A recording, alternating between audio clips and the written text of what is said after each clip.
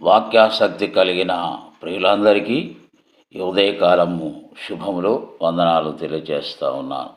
దేవుని వాక్యాన్ని చదువుకుందాం. ప్రకటన గ్రంథం 2వ అధ్యాయము 15-16 వచనాలు. నీకొలాయితుల బోధన అనుసరించు వారును నీలో ఉన్నారు, కావున మారు మనసు పొందము. లేని ఎడల నేను నీ యొద్దకు త్వరగా వచ్చి నా నోట నుండి వచ్చు ఖడ్గము చేత వీరితో యుద్ధము చేసేదను. గమనించండి ప్రియులారా, ఇది పెర్గములో ఉన్న సంఘపు దూతకు వ్రాస్తున్నటువంటి విషయముగా మనము గమనిస్తూ ఉన్నాం. ఈ పెర్గములో ఉన్న సంఘ విశ్వాసులు ఎలా ఉన్నారు అనేది 12వ వచనం నుండి మనం చదివినప్పుడు మనకు అర్థమవుతున్నది.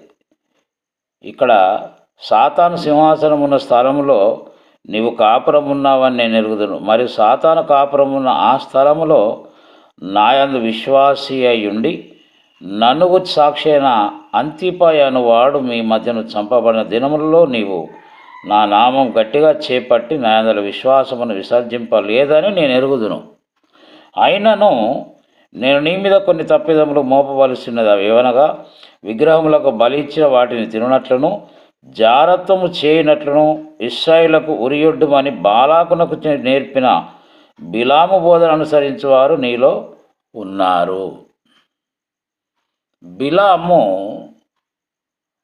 బాలాకునకు ఇచ్చినటువంటి సలహా చాలా తప్పుడు సలహా అని సంఖ్యాకాండము 25వ అధ్యాయంలో మనము గమనించవచ్చు. ఈరోజు కూడా అనేక మంది దేవుని సేవకులు అనబడేవారు సత్యవాక్యమును సరిగా బోధించకుండా వాక్యమును కలిపి చెరిపేటటువంటి బోధకులు ఉన్నటువంటి అంత్య దినాలలో మనం జీవిస్తున్నాం.